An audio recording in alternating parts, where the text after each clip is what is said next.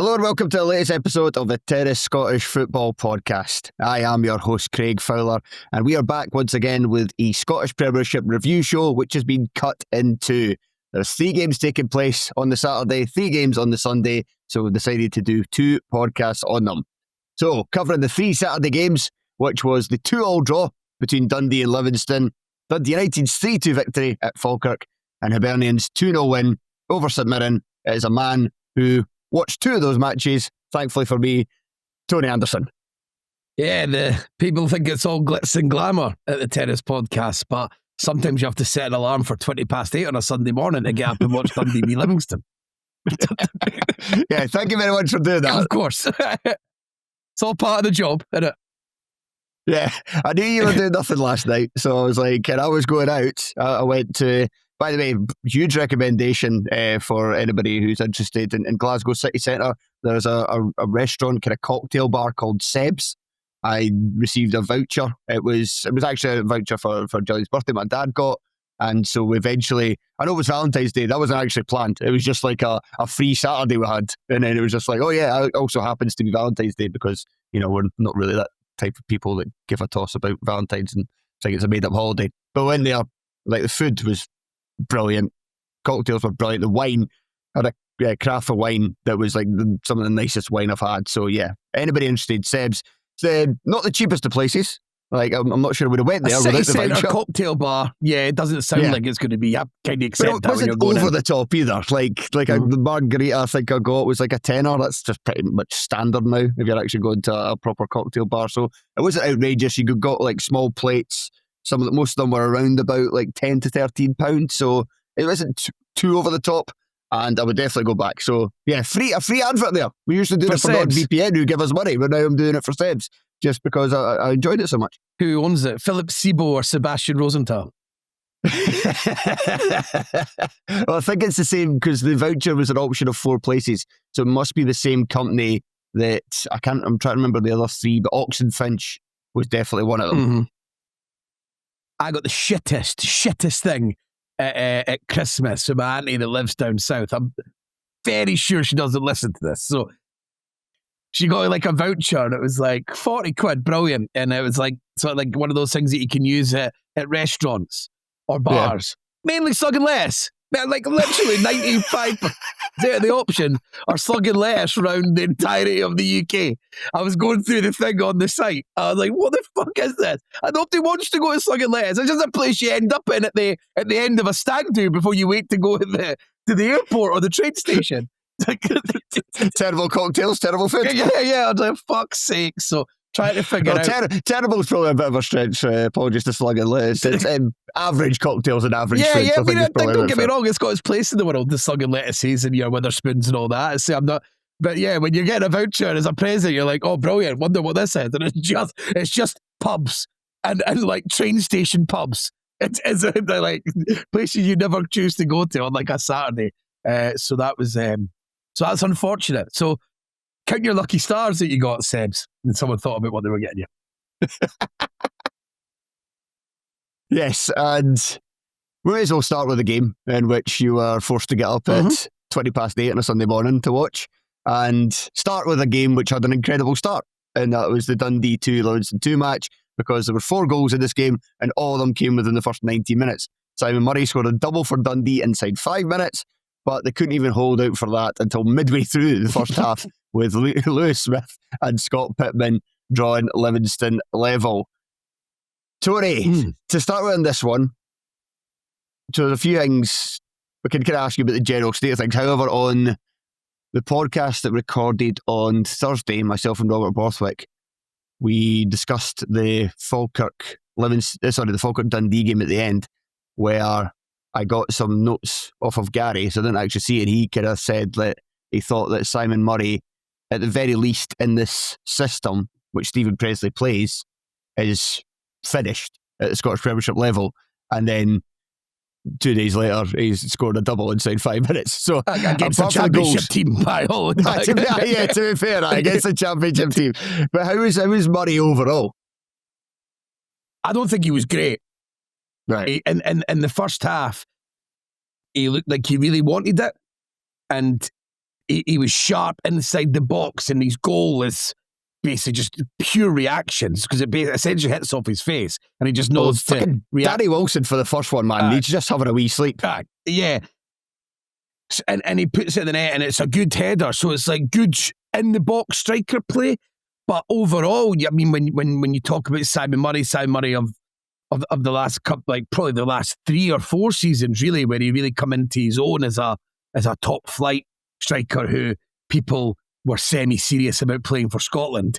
It was more about his all-round game, his channel running, like the aggression. The problem for this with them playing 2 out-and-out wingers is you don't really need them running the channels so much. You are looking for a centre forward who's probably really, really good with his back to goal. Movement is brilliant. So you're sort of like maybe chopping away some of the things that Simon Murray really wants to do. You probably want with Simon Murray playing there as almost like a support striker or an attacking midfielder who would maybe run in and pick up space that he's got, and also that he just picks the ball up maybe on the wide ends of the box, cuts in and fires a shot, or balls going in over the top where he gets there.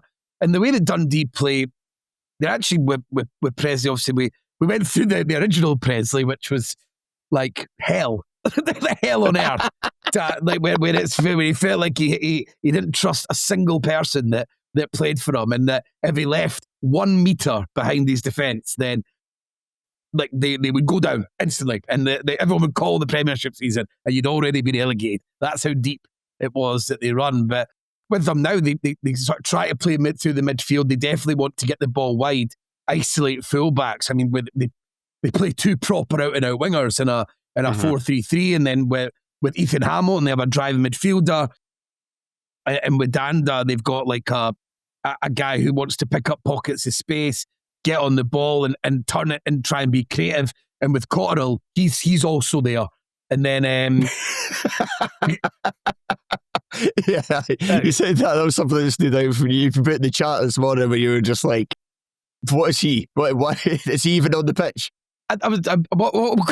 We'll come to this later after a bit. But with Murray, it was like he was alert. He really wanted it. It was in the box. But yeah, I do understand in this system with the 2 out-and-out wingers and sort of 3 proper sort of central midfielders, where it's more about their sort of creativity and their drive rather than people's ability to come late. Because I actually do feel that when I go on to maybe try and defend Cotterill and late, well, not defend, but maybe to make maybe excuses for maybe Cotterill and for Jones, as well as that maybe they are trying to find a midfielder who plays on the fringes and tries to pick up pockets of space in the box. But it for me, these guys just don't have that in their locker, and it just means that they go completely missing in the games. Well, you said about Presley not trusting his team enough to have like an edge behind the defence.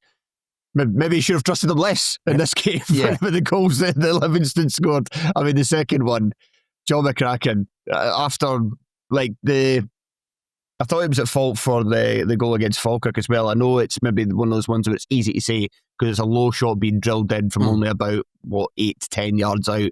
You don't have much time to react. But I actually thought that McCracken still reacted poorly with that one because he sticks his leg out to try and block it with his feet, but then it goes kind of hits his heel. I think if he just stood still, he would have hit off his foot and then went away. But because he tries to save it, he ends up not doing it. And this one is obviously undeniably a really bad error. He actually shapes as well. You see, he shapes to kick it first time, and he like decides at the last minute, oh no, I'll take a touch and pass to who? Like, there wasn't really anything on. It was just, and then it takes it's even a bad touch, or it's just a bad decision in general to take that touch because Muirhead is closing in on him. Who do you think he is as well? Dribbling. Yeah. Like the thing about John McCracken is he's a big lumbering goalkeeper, and he's more of in the Craig Gordon mould than he is anything else in terms of with the ball at his feet. It's never. So I was like, a huge risk to take, especially when you've just conceded a goal. Why are you trying to be? Why are you trying to be cute? Why are you trying to be smart? Especially against a Livingston team who I'm going to defend in terms of their creative nature, but it's not like they create a lot, and it's all blood and slaughters a bit with guys like piling in. This is they're sort of preying on your mistakes because they've not got a huge amount of quality. So opening the door to them like that in a period where Dundee had just sort of kind of, as you do, after a goal, few passes go astray, people start shouting, a throw-in comes, you try and cushion it back, it goes out the park. You know how these bits work for a couple of minutes till you get. So you then decide when you've got a clear way of clearing the ball as well. It's clean. The ball back to him is fine. And it's perfectly weighted and perfectly fine for a in-step ball up the channel, right as rain. See it every day. See it in my sleep. And I don't even play football. And then he decides to sort of play the smart, like you're saying, the smart arse, when it's hardly like he's got a really obvious sort of spray and pass on the other side that opens the game up where you would like, right, I get it. It's just like, it's just a terrible error. I did like the first Livingston goal though. I really liked it as a move, but they got a bit of a warning. They got a bit of a warning before that. I mean, Tate played in Montano inside the box when it was still 2-0. And Montano was kicking around, getting in between the corner of the 80-yard box and the 6-yard box. So, I mean, he's in an extremely dangerous position and he plays the ball across.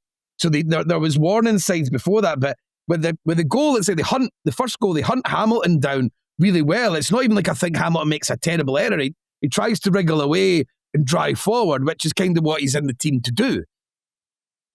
But they just hunt him down quickly. Win the ball. Smith gets out to Muirhead fast. He plays it in. Really cute step over for Scott Pittman. And it's like, that's pretty like, I'm just saying there's a lack of quality. It's really high quality sort of goal, like to pick the ball up, hype, like the press like that. Everyone makes really, really good, fast decisions. And then Smith, maybe he buys himself a yard and he maybe gets a tiny bit of luck with the ball out there. But it's a decent goal. For the Dundee second goal, that's like the quick throw for Hamilton. He releases sort of Congreve. And this is where this is something I might come on to talk about in the Hibs game. Choices of players. It's like you've got McGowan playing left centre back, and then you've got Montano playing left wing back, which I think is genuinely like a combined age of 70. I think that, like off the top of my head, I think because Montano's certainly not young. He's 33 or 34 in that left wing back area, and then you've got McGowan playing a left centre back where I think he was. Kelly was hating it for large periods. Livingston have went to the three at the back, and I totally get it for why they're doing it. And Bartley trying to be more solid, and he wants to get like the experienced heads in there. But Congreve was having a field day in this game, and a big part of the reason was because he was like, I mean, he's licking his lips. He's thinking what he's coming up against on his side of the pitch. You're right, by the way, they are a combined age of 70. Yeah. Montano's 34 and McGowan's 36. Yeah, so we all know that Livingston is old. But yeah, then that left with Congreve, who's like really tricky winger. He was coming inside, he was getting collecting the ball. Yogain and Wright, who've linked up quite a lot over the season. Like in the first half, it was all going down Dundee's right, where they had Halliday before he went off injured, and Congreve, who were giving them, the two of them, a torrid time. Montano, don't get me wrong, he's done all right, going forward a few times. He's very willing. He's relatively tough tackling as well, Montano. I think it's him that actually wins the ball with the goal that I was talking about for Livingston's first. But yeah, I just think it's just a bonkers decision to go, and I just didn't like him doing that. In terms of things that I did like about people's decision making from the three at the back that Livingston went with Bartley, like with having Smith up top with Muirhead, I really like that. It's just Smith has had a really up and down season, not really too much by his fault. I remember at the start of the season you were saying like, it was a really smart pickup, and it looked like he'd sort of Martindale had done it again with a player that was like reinvigorating a guy that we maybe thought had talent before. But in this game, I thought he was good. He just because you've got Muirhead as the focal point. They've got obviously like loads of players playing centrally because they're playing 3-5-2. So it means he's just able to drift around and pick up the ball. He's strong. He's not weak. He's not like a weak winger or anything like that. You can't really push him up the ball off the ball. So he looks quite comfortably coming central, and everything that they done, that everything that was good about Livingston in a attacking sense, which in the first half, despite the fact that they ceded possession a lot, and again in the second half, I just still feel that the times where they got in and around Dundee's box, and this might say more about Dundee than it does about Livingston, that they still looked rather dangerous. So as you can see, if you want to know my notes, McGowan left centre back, Smith up top, is what's written there. Do you want me to come on to Cotterill? Yeah, go for it, yeah. Yeah, so since I was saying this, and I was saying like, oh God, he's like the most invisible man, because this is like maybe the second or third time I've watched Cotterill, and every time I've really noticed how much I'm not noticing him, which isn't a good sign. So I went and checked on, because I was watching the game on Y-Scout. So I downloaded the report after I was saying this, because I was like, maybe there'll be something here to like sort of back up my claim in stat mode. I hear guys like you do them. Sometimes I credence to things rather than me just blabbing on. And yeah, he had less actions in the game than Haldy did. And Haldy went off from fullback after half an hour. So I mean, and he had 5 less actions. He only had like 35 actions. So I was like, don't need to see any more. I think that backs up my point. Back to the game. It certainly does. It did, just back to the game. But as I said, it's like he's trying maybe to pick up little spaces, and I see him getting it, because I was trying to watch him, you like deliberately, right? Where are you? Can't see you. Where are you? And eventually pick him up. It's like, where's Wally? But with Cotterill. Yeah. And then he sort of goes into the box, and I see him hanging around the box a fair bit, but it's not like late runs or not. It's not clever.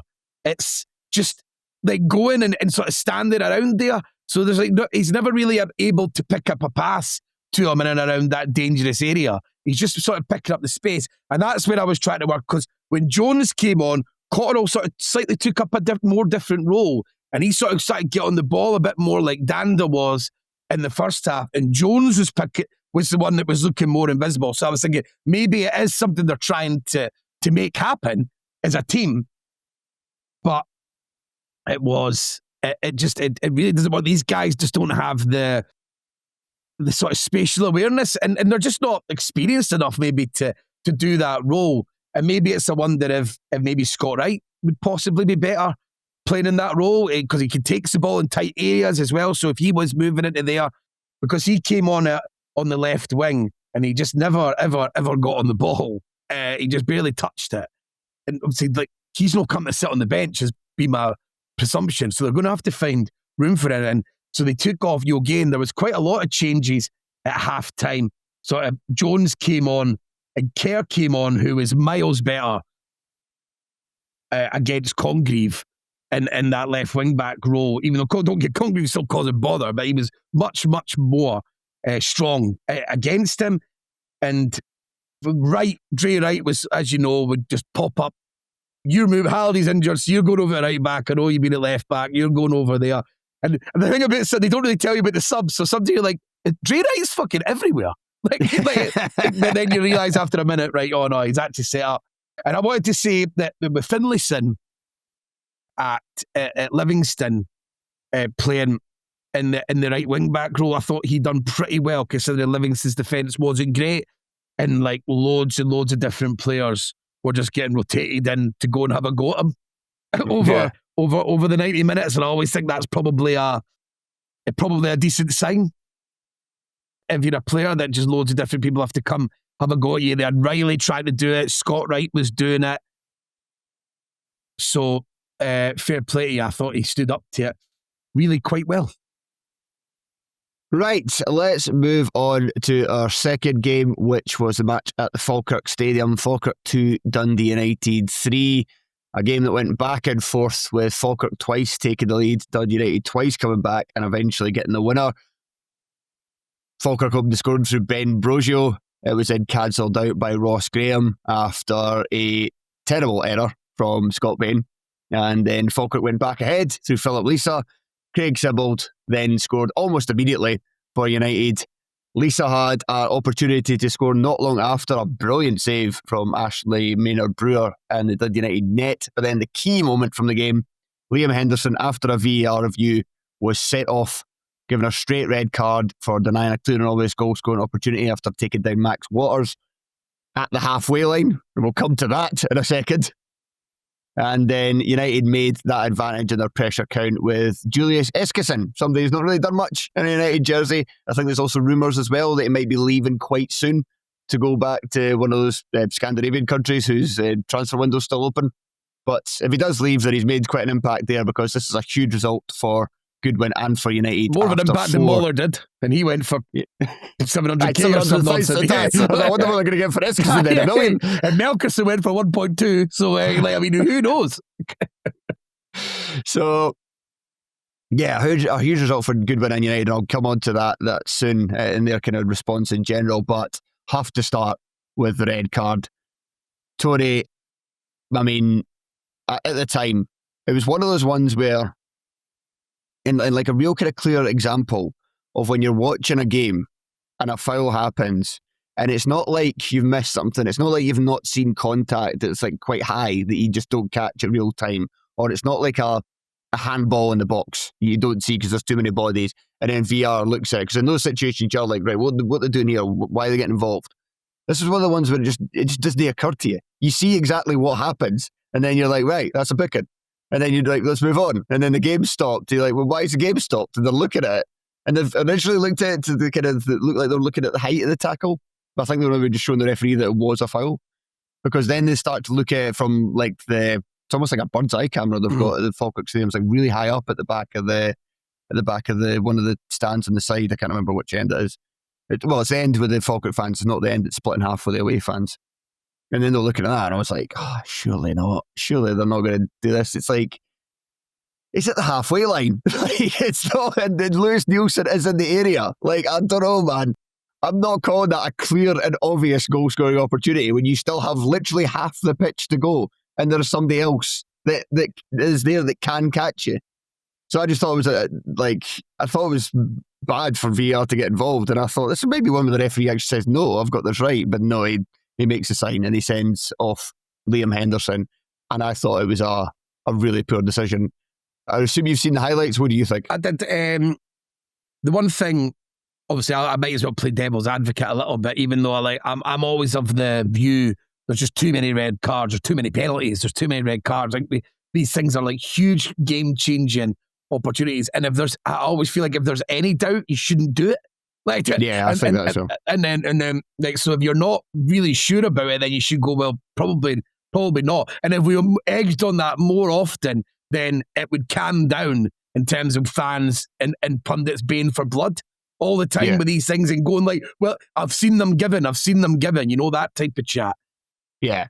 So, but like, I think maybe the big problem for Falkirk and Henderson is just how much momentum Waters has from the touch, and I think that might play on people's minds. So it's one of those that when you slow it down, it actually doesn't help Waters' case for this, but when you see it at full pelt, there is a good chance that they might not be able to get over. But again, that's me speculating on whether he's going to get there or not ahead of him, and then run the length of 50 yards and slot it home.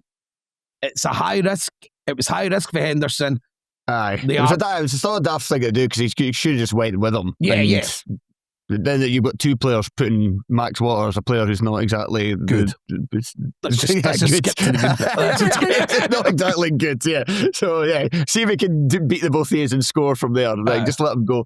And to be fair, it's exactly the type of foul that I hate, really, in football, when it's that cynical and you're literally doing nothing except trying to wipe out a player on the counter-attack because you think you're just going to get away with a booking. Maybe go on the other side of that as well. These are the ones that you actually do want to be red cards and make it impossible for players. And it's under the rules. Yeah.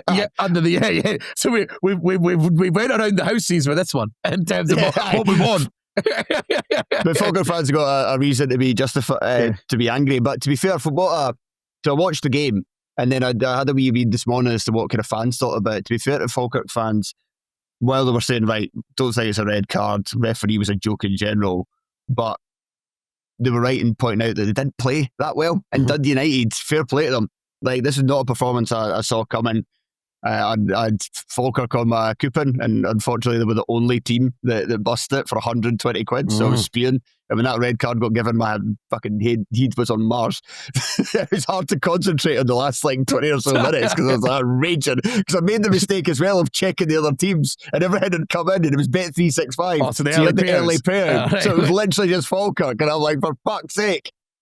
But to be fair, United, right from the start, I was impressed with United. They, all game long, they done two things really well, which was that they stopped Falkirk from playing through the lines as well as Falkirk had been doing all season. There was a bit of slackness in it from Falkirk as well, but United also, in their shape and their kind of intensity off the ball and anticipating the passes, were very good. So many times they would cut it out and then they would hit them on the counter, and they were especially good in the first half. Trapanovsky, it's a shame that he picked up a knee injury. I think he got fouled at one point in the first half, and then he went down a couple more times, and he seemed to get over it and was he didn't go down the last 10 minutes or so of the half. And you thought, okay, he's maybe all right. Comes at the start of the second half, he runs about for 2 minutes and then he's down. He's like, no, I'm done. And it was a shame, because it's probably one of the best I've seen from him, because he's a player that really frustrates a lot of the time, and it's the type of performance that we wanted from him, that you kind of saw in his debut against Dundee, and you want him to replicate, where he's getting the ball, especially on the counter attack, getting the ball and just running at the opposition and picking up these areas where you can get teams on the back foot and you can hurt them and you can make them, get fans worried. And he was impressive. He had a decent game at Easter Road as well, in very recent weeks as well. So I was interested in you saying that, is Trapanovsky actually picking up a bit of form possibly? Yeah. And because that'll be huge for Dundee United, because with the way that when you've got Sapsford as well up front, I think Sapsford will grow into being a really good counter-attacking striker, a good striker to have in a counter-attacking team in general. So I was when you're saying that, when you start to formulate what the plan might be, and with Savelji coming back off the bench and coming back to fitness, making them maybe a bit stronger in the central midfield area, so they're not as easy to play through. You start thinking, can this Dundee United team with Kamara come back? Can that start to build up? And then you're just nah, he's got a job. Cheers. Plan out the window. Well, Lucas Stevenson and Craig Sibbald, them in particular, it's especially Sibbald, brilliant. It just it was weird. United, they were both quite compact and made it congested and made it difficult for Falkirk to play through in the midfield area. But then once Falkirk got to the penalty box, there was still a few occasions in the game where it was a bit too easy for them. The goal. The goal. Yeah, it's a really nice worked move from Falkirk, but it's just far too easy for United to be cut open through the heart of the defence like that. And then, the second one was it's mainly a brilliant cross from Leon McCann. I do wonder whether the keeper should have came and got that. It does come to begin with, then hesitates, and when you see where the ball does drop, it is inside the 6-yard box comfortably.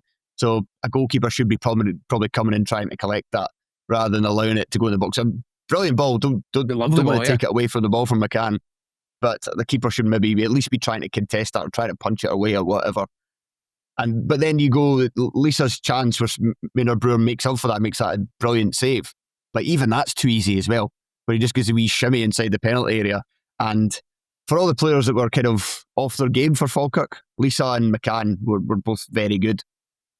But United, they keep going, and you did kind of wonder, after, so obviously they weren't playing recently with the cup game being postponed, and so they've had to sit and kind of stew on that Hibs game for a while when they had the lead late on, not only throw away the victory, but throw away all 3 points. And there's pressure on Goodwin, and he comes out and lays into the players for failing to see that game over the line. And with 10 days gone and having to sit in that, and the pressure's mounting, to come out and put in this kind of performance and get this kind of result, I thought was hugely impressive from United. Yeah, and it's when you say you didn't see it coming, I was starting to think we were in the dying embers of Goodwin's time. Because obviously when I was at that... Somebody made this point in the Discord, and it's true. Goodwin always seems to pull a result out his arse when he's like at this stage. Maybe not when he was at Aberdeen. Not when he was climbing over the advertising boards at Easter Road to run away. But he's certainly done it before at United, and I think he even maybe done it a few times at St Mirren as well, where he thought, okay, maybe he's about to be under a bit of pressure, then he would come up with a big result. So he does have this in him. He's got it in his locker, if you can say that about a manager. I was going to ask you about, like, I suppose you've already covered it with how easy they are still to play through in that central defensive. I see that Yovu was brought back in. Keresdes was playing in the centre half, because it's like we're getting to the stage now where they're similar to like what I'm going to come on and talk about with the sort of striker bingo in the Hibs St Mirren game.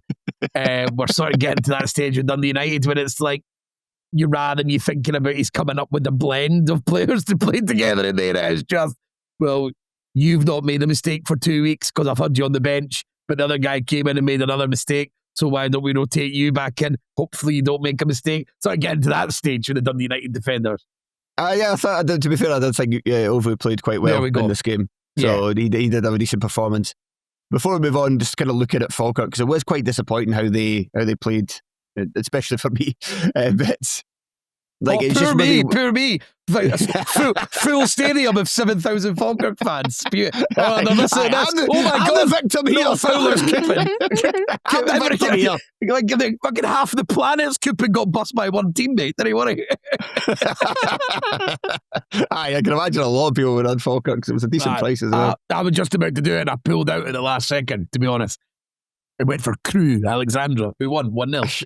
I should have known. I don't like doing two teams for the same league, and I also had Hibs. This is exactly what I was. I was like, I'm going to have 2 of the 3 games, and I really wanted to put Dundee as well. I was like, oh, and I thought that stank. Unfortunately, got away for that one. When I looked at the you would have got it, because you would have got the early pair. I suppose but it's just more like sometimes it all looks too easy, and I don't trust it. And this is maybe one of those times. And I very strangely went for Hibs in that scenario.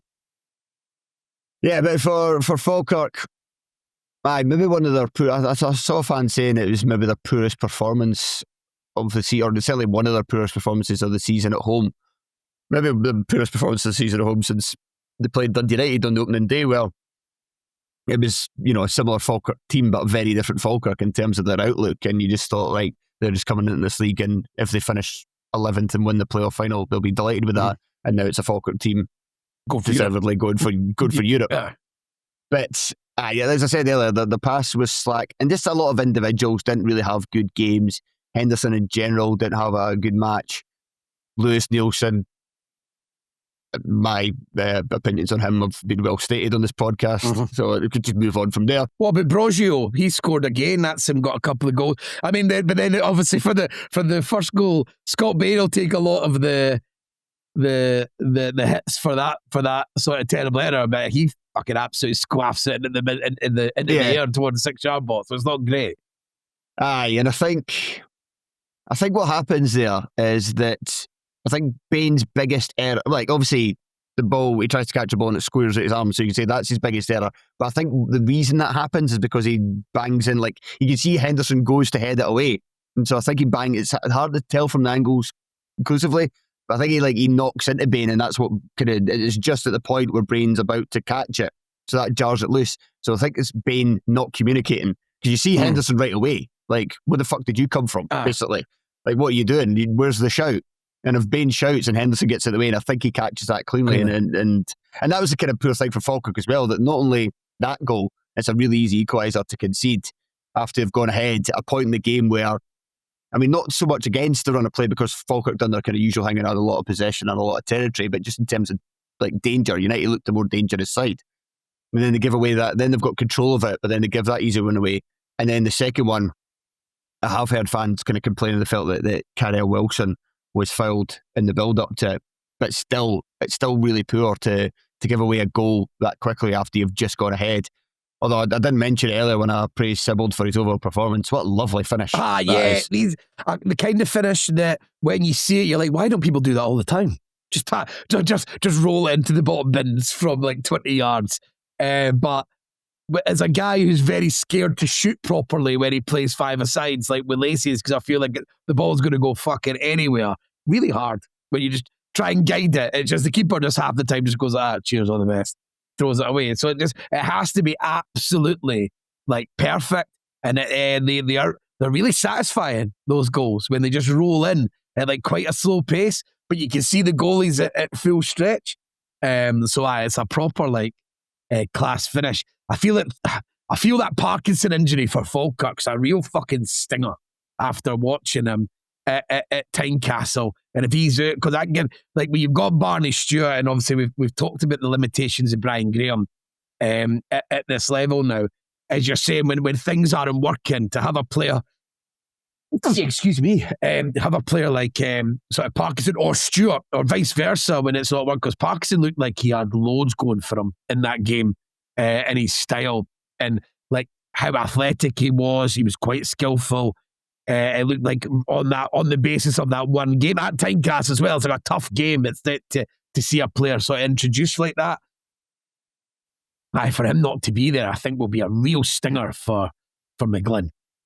Unless there's been a setback that is either not been reported or I've just not been able to find with this just quick Google search I've done, I think McKeever's back soon. McGlynn said before the Hibs game that he was knocking on the door of a return. He's still not back yet, still wasn't in the squad, but if he's back, then that'll be huge, because McKeever I thought was class. He's moving into shouldering the door to try and get in now. Smashing it. That's the problem. Nobody's responding. McGlynn, answer it. Then you're away. McGlynn's got his headphones in. Can't hear him. Yeah, but McKeever was good, and it's something they have lacked. Is like Graham has showed his uses at different points, but Barney Stewart has shown quality at times, but other games, like I wasn't really that impressed with him with the match when they played away at St Mirren. In terms of holding the ball up, and it was the same in this one. Like he struggled to hold it up. Calvin Miller had one of his poorer games, and because he was another one. Like start of the season was that kind of took him a while to get back up to speed with the top flight, but then has been really good for about 3 or 4 months now. He was off it.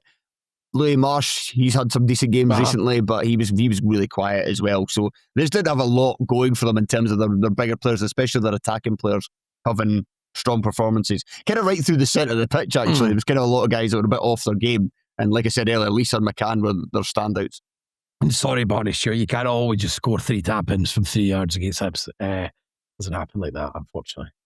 Can't all play against Hibs every week. Yeah. And speaking of Highways, let's go to their 2-0 victory over St Mirren, taking place at Easter Road. They opened the scoring through Owen Elding with 3 minutes left in the first half. And then Ante Soto, after criticised for his performance in the Edinburgh Derby, he deservedly so. Yeah, made a bit of an amends with a close range finish to make this a comfortable afternoon in the end for the home side. Although I will say a hat tip as well to Raphael Salinger for a brilliant save from Mikael Mandron while the game was still in the balance at 1-0. But Tony, was this kind of, apart from that chance, was this as comfortable as it could have appeared overall for Hibs? It really was, and I'm really shocked at Robinson coming out after talking about taking the positives for this game. That sounds a bit desperate and not like him at all, really.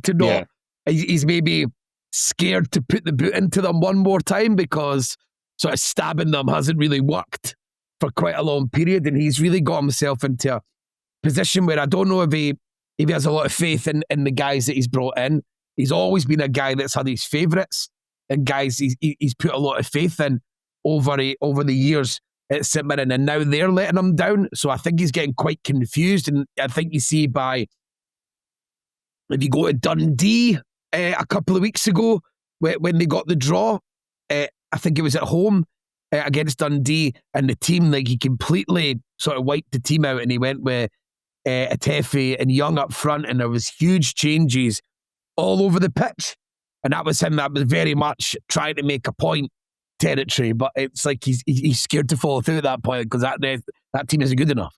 So you have to keep going back to the well, and it's looking like a manager who's starting to look confused, in my opinion, and his post-match interview speaks to that. It's just a guy that's not really sure how to get the best out of his players now. And that's worrying because one of Robinson's brilliant traits has always been to get, like, he's got a close-knit unit of 15 players that he can sort of batter into submission, and they just do whatever he wants at all times. And he's really shown that. Like yesterday, he went with Young and Delundulu up front. And it's just every single time I look at St Mirren, the strike force changes. Who starts up there. You talked about Atete, not great signs early doors into this move, where, like you say, he got a chance from the start against Dundee, didn't perform well, and in this match, when they're 2-0 down away from home, and he's a striker, he's not even getting off the bench. No, thank you. And I mean, like the times that I didn't watch him, that game he was rubbish. Like, he didn't get Young, who got red carded, I thought looked miles better than him. And Young, but then Young had, I think, Devaney and Young both went off at half time, and there's so many half time substitutions with Robinson at the moment to try and do things. But to go on to his for his Young stayed on the 90 for this one. It was Declan John that went off. No, that's incorrect. It was wrong at the time. Is that wrong? Was that wrong? All right, okay. BBC put that up at the time, and they've changed it. So if you go on to the thing now, because I wondered that at the time. I'm looking at Soccerway. Poor show, Soccerway. Well, Soccerway probably took it off BBC, who originally done it, because it got me in a fangle when I was sitting watching the game, because I wasn't at Easter Road like a large amount of season ticket holders by the looks of things, and I was watching it on the telly, but I was really trying really hard. I find it really hard at Easter Road to do the game like how you would want me to for this when I go to the match in person at Easter Road, because I'm with pals and I'm watching it very much for Hibs. So I found it a lot easier with my notepad to sort of try and watch. But then at half time when they're saying that, I was like, who the fuck's playing left wing back then? There's absolutely no one in that lineup who I could possibly. So I'm like, have they changed to a back four? And it doesn't look like it. And then but I was like, that John is definitely there. John is definitely still playing there. So that did cause a lot of fangle BBC. So thank you for that. But more to the point, like McMenamin, who's never overly convinced that right wing back duty is in fact he's like a sort of like flatter to deceive winger who isn't very athletic either. And sometimes I think when I like him at his best is when he plays as like the 10 in the 3-5-2. I always feel that sort of suits his sort of attributes best. But they put him out in there, and I'm like, at the minute I saw it at the start, I was like, brilliant. So they're putting him up against Nicky Cadden. Fucking great. He won't stop a cross all day. That's exactly what we want. And I thought there's just such a mental decision where Hibs are losing Mulligan. So they become a bit one-dimensional because they go long, so they don't really, if they've not got Ewan on the pitch, they don't really have like an out-and-out dribbler. If they don't have Mulligan, Chaiwa does it time to time, but he's not quite as athletic as Mulligan in terms of his ability to ball carry to the centre of the team. So when Hibs are lining up at this precise moment, obviously with the arrival of Paslak, you're hoping that there's sort of more, and who had a good game in this one, so it gives more options for the way Hibs can sort of build up the pitch. But I think it's fair to say, if you take Mulligan, Hibs have lost a complete dimension to the way they can play. And obviously with the Edinburgh Derby, that was something that I think he maybe tried to. I wasn't a fan of the Andrews decision. It definitely didn't work. I would have been much better with Campbell. I think that would have gave us, sort of, if we are only going to be able to go long, it would have given you another option when you're going long up there. He also has the work rate to turn it into a midfield three. And obviously when it turns into the inevitable war of attrition in the midfield and it's going back and forward, Campbell actually revels in that type of... Yeah, there was, before the derby, there was, when the teams came out and I was in the pub, there was a friend of mine said, I'm glad Campbell's not playing. Like, it's actually like, I think he's shite, but he's always good at Edinburgh derbies. It totally suits his attributes, his list. It totally, and especially when Hibs didn't have McGrath, and you're like, when you took McGrath out of that team, you're like, well, there's another link, another dimension of the way of linking the forwards. And as I listened to you when we were doing the notes for when you were doing the podcast, as I was saying, there was just no link up whatsoever. And that when Hibs done most of that game right, but when it came to the last third, they just didn't have any sort of link up to create any sort of great chances. So to see Robinson go into this and allow for Hibs sort of main, obviously McGrath back. McGrath had a really, really good game. It was great to see him back. But yeah, to allow for that to come up against Cadden, I was like, Fraser must have been pulling his hair out. And it's exactly what happened. I mean, Hibs got total domination in the centre midfield, where the Gogic, I thought, we worked hard. Him and Chaiwa were going right at it as you would expect there. With Chaiwa sort of getting the better of Gogic. I saw Devaney, who's been quite impressive in other games, thought he really struggled.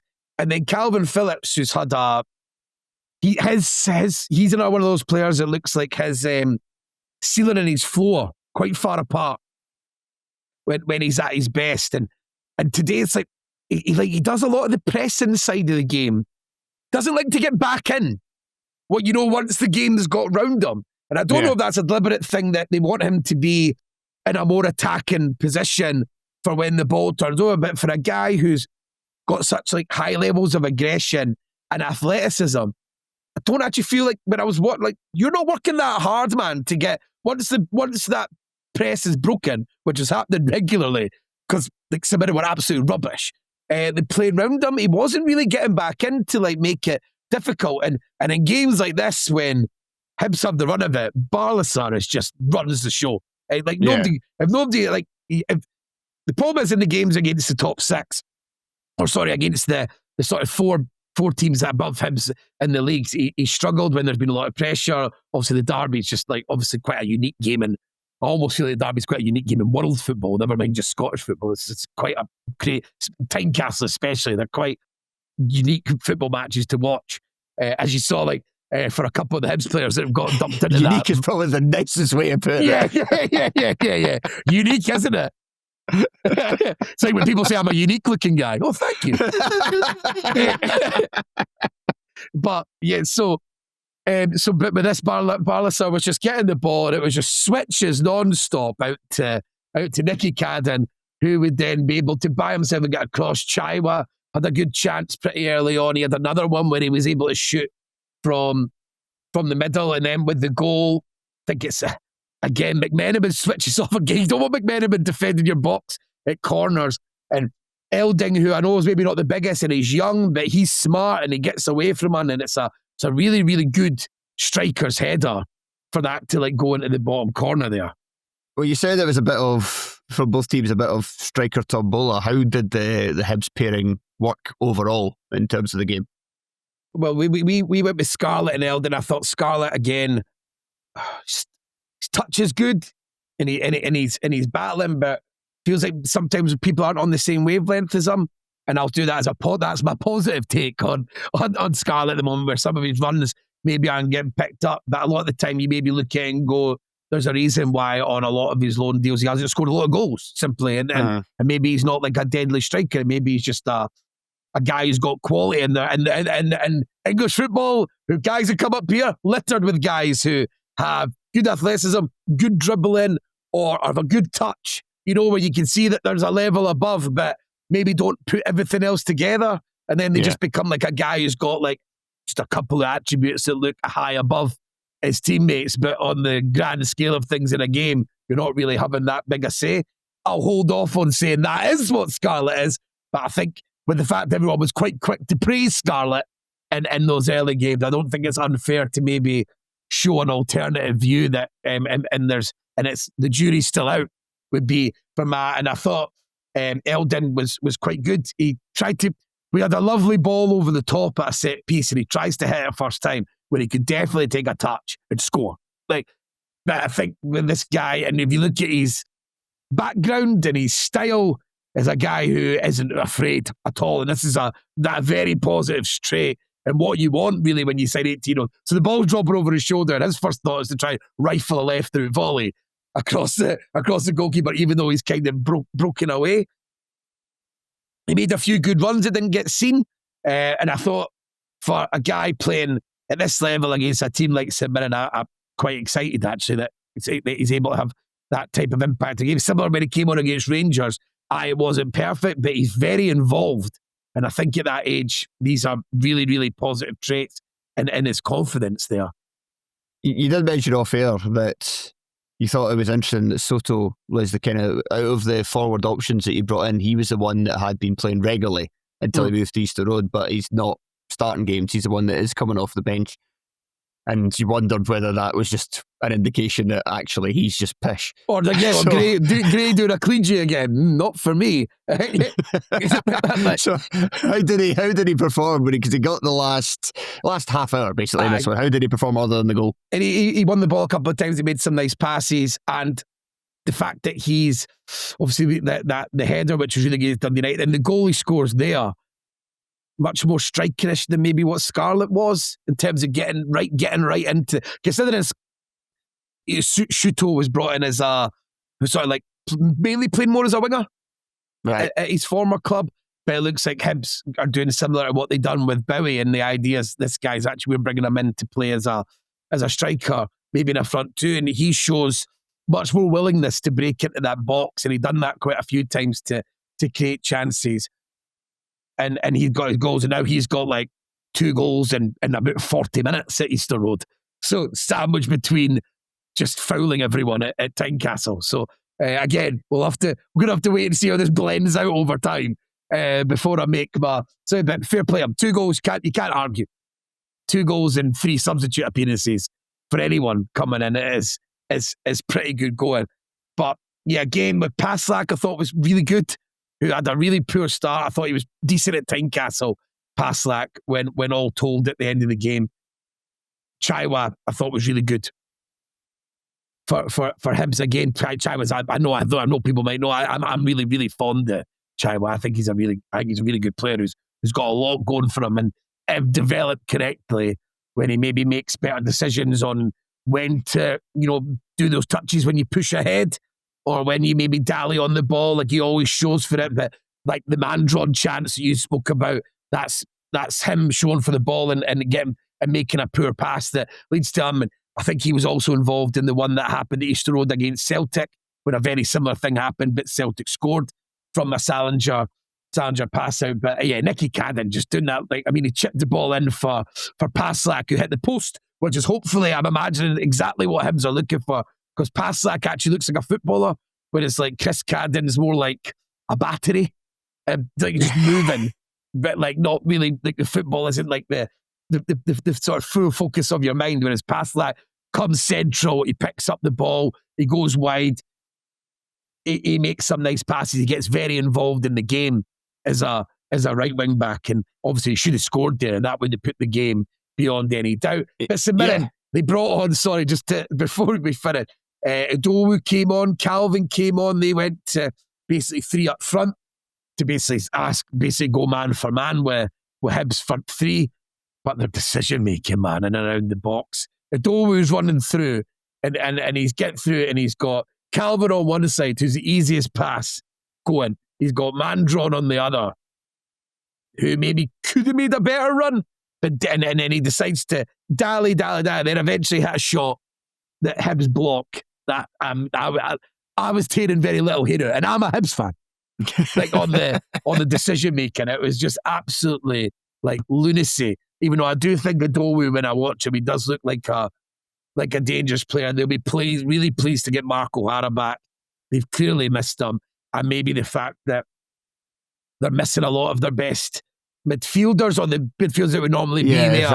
That gets us out as well. Yeah, is maybe another reason why Calvin Phillips, I know he scored a double during midweek, but on the whole, his performances have fallen off a cliff. Killian Phillips, you've done the same as me. Sorry, Killian Phillips. His performances, if we're being frank, have fallen off a cliff. Along with St Mirren since the cup final.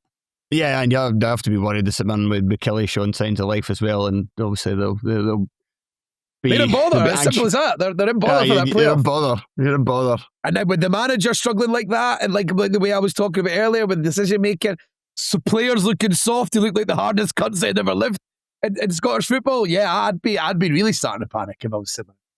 But I just wanted to, before we finish, I just wanted to have a kind of quick big picture thing to say on Hibs, and that I think this is a big result for Gray and for Hibs, because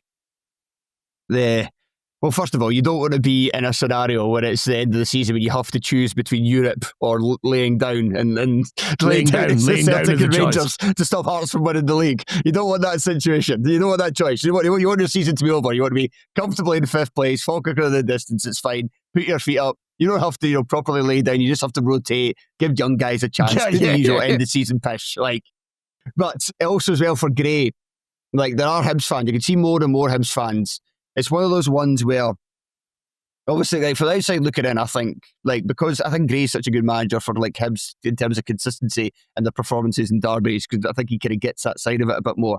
But I can see Hibs fans, I'm starting to understand where they're coming from when it's like you talked about with the Hearts game, the team switching off at that moment late in games. And that's a trend that's been happening under Gray. And when you have a manager, and I mean, he's not been in the job for a massive amount of time, but when there are trends with a manager that things go against you and they keep happening, then that's really when supporters will begin to turn against a head coach, regardless of kind of success in the past, because it's just something really easy to identify and a real kind of bugbear that can get on your nerves, and then you can turn on the manager, even though it might not be the best idea overall if you can zone out and have a look at the bigger picture. But it does seem, I've kind of thought this season, when it's got to the point where you think, oh, he could be in a bit of bother here. He has managed to get a result. And this was a big one, especially with Falkirk winning as well, because... Losing, yeah. Yeah, because, Falkirk losing, because you can have fans being like, right, after every defeat, right, I've had enough of Gray, get him out. But it's not really, the calls aren't that loud. It's just a lot of kind of social media mumping and moaning, maybe a wee bit of dissent from the stands during games, but it's not reached any kind of end point yet. And it won't, even if Hibs finish 5th, I think. It's still going to get to the point where there's going to be enough Gray defenders in the support to say, right, it was just a weird season. Hearts and Motherwell, I know Motherwell finished in the top 3 before quite recently, but in terms of their style of playing, what they've been able to do this campaign, completely turning things around. That's almost a once-in-a-generation thing in itself. But what I was going to say, but finishing behind Falkirk would be something, and missing out on Europe entirely would be something that it then be harder for those who like Gray wanting to keep the job to defend. And then you're seeing more of a support being united behind the idea of we want to change the manager. So staying ahead of Falkirk is huge for Gray between now and the end of the season. And he also needs to win some big games, man. They're just Belgrade away. Preferably next time you play Celtic or Rangers. Preferably. Well, no, please. But yeah, the derby at Easter Road, when you race into a 3-0 lead, that's the only time this season Hibs have done anything like that against anyone above them, including Motherwell. And that becomes problematic because Hibs have sort of got the flat track bullying down, which took a long time to get down last season, took ages. And now, because Gray's a Scottish football manager, man, he's cautious. And he doesn't like to, for a guy who preaches flexibility, he doesn't really show much. And having players, he also been players that have dual roles. Don't really change them though, man. It's a lot of what he says and then what you see is different.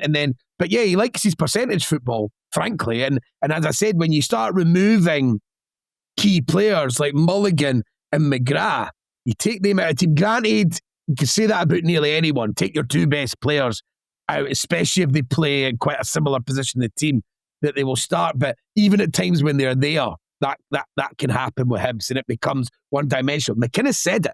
McInnes went pretty bold in the way he was talking about Hibs, about the long throws, and they'll get the ball wide and they'll cross it in. That was pointed. That was him going on the wind-up, I felt, when he was doing it. It was sort of like asking Hibs to maybe try and make them change a little bit, to try and make sure that maybe make the derby not be what it was. That was maybe a ploy. And then after it, to go on the long throws, obviously McInnes going from a position of strength and sort of flex his muscles and also showing off in front of the Hearts fans, which again is whether people like that or not, it's a tactic about solidifying your role in a place. Yeah. And, he's not a young man, McInnes. He knows these things are very pointed. He knows exactly when he's playing at the gallery like that, what he's saying bye-bye to the fans. You know what I mean? All that. He knows. Yeah. He knows what he's trying to do there. And I thought that when before it, when he was talking, when he just came out and just started talking quite openly about Hibs' play, it was almost like he was trying to tantalise them into trying something different as a way of opening up to allow for Hearts to sort of not play a derby like that. I thought that was maybe what he was trying to do. So for Gray, like, yeah, I mean, I've said it for a long time. I've always been thinking that Hibs there should be other coaches there, other coaches who can do other roles. I think they've made, I think there's a huge mistake being made. And I'm not necessarily saying that May and Craig and all that are bad coaches as such. It's just that there could be a much better blend of what people are capable of. Maybe an older head in there who's well known for decision-making, tactical. There's roles, I mean, we talk about this. Guys like Ian Cathro, not cut out to be managers. There's loads of tactical dweebs that are cut out to be managers. You know, they just don't have the gravitas to do it. Doesn't mean in the background that they can't be making really good decisions and then letting that land on someone else. And then the guy who comes out and talks in front of the fans and is a figurehead and who's able to improve players, who might be able to understand what fixtures mean, all that. There could be a blend at a club of what people are, especially when someone's so early in their managerial mode. And a jump between, are you undermining them by doing that? But I really don't think you are. Sometimes I never know if they do that. I just think that there's room, and people bring in set piece coaches now, and you bring in another style of coach who's maybe meant to be like a good on the grass coach and stuff like that. I don't think fans would blink an eyelid at that anymore. I mean, it happens. Whole management teams get changed down south. And for example, I think it happens a lot now where I think you could possibly get away with it and maybe be able to keep Gray as the figurehead and all the things that he does good. And his calmness, like he never gets caught out in front of the media, like that never happens. So that's a whole thing that's, well, boring is very handy from a club point of view. So I'm with you. I still think there's room to be had to make this really, really sing with Hibs and Gray. But the other point that people defend Gray with is, third and fifth, that'll be really good. No one's ever done that before. No one's spent millions before. No one's on a squad like that before. So again, you can't, I think, as always, context really matters when you talk about these individual situations. And just always just comparing apples with oranges constantly to get to like this really weird bottom line. I don't really see what value there is in that. But yes, I am still very much on the side that I think there's a position to create where Hibs can be really, really good under David Gray. Right, Tony, that'll do us. Cheers, an hour on 3 games. There you go. Why not? Why not? Why not indeed? Right, thank you very much for joining me. Cheers, mate. And thank you to everybody for listening. And as I said at the top of the show, we will be back with another podcast tomorrow, wrapping up the 3 games which take place on Sunday, including that massive match between Hearts and Rangers at Ibrox. So be sure to tune in then. To get my flag hanged out the window, get myself ready. Looking forward to it. Board up on the sash. Absolutely. Because the tunes are getting ready. I've made a playlist. So we're good. Right. So make sure to tune into that podcast when it drops. And until then, goodbye.